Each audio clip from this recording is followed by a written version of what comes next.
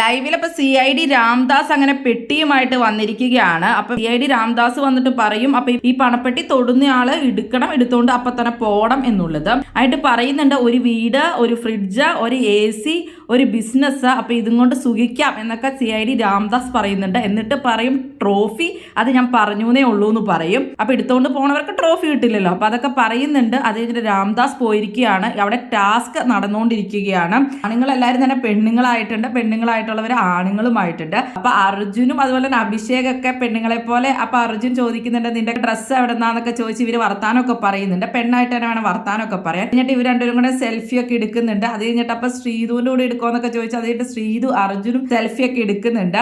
അപ്പൊ ഇങ്ങനെ ഉമ്മോടക്കടകളെയൊക്കെ കാണിക്കുമ്പോ അപ്പൊ ശ്രീധു അതിനുശേഷം പറയുന്നുണ്ട് അവസരം മുതലാക്കരുതെന്നൊക്കെ. എങ്ങനെയായാലും എന്നെ വശീകരിക്കാൻ പറ്റില്ല, ഞാൻ വളയില്ല എന്നൊക്കെ ശ്രീധു പറയുന്നുണ്ട് അർജുനോട്. അങ്ങനെയാണ് ടാസ്ക് പോയിക്കൊണ്ടിരിക്കുന്നത്. അപ്പൊ നിങ്ങൾക്ക് എങ്ങനെയാണ് ടാസ്ക് ഇഷ്ടപ്പെട്ടോ? പിന്നെ സായിയാണ് പണപ്പെട്ടി എടുത്തോണ്ട് പോണേന്ന് ഇതിനോടൊക്കെ അറിഞ്ഞിട്ടുണ്ട്. സായി 5 ലക്ഷം രൂപയും എടുത്തോണ്ട് പെട്ടെന്ന് തന്നെ പോവുകയാണ്. കാശ് വെച്ച് കഴിഞ്ഞാൽ കുറച്ച് കഴിയുമ്പോൾ തന്നെ സായി എടുക്കും എന്നുള്ള രീതിയിൽ തന്നെയാണ് അറിഞ്ഞിട്ടുമുള്ളത്.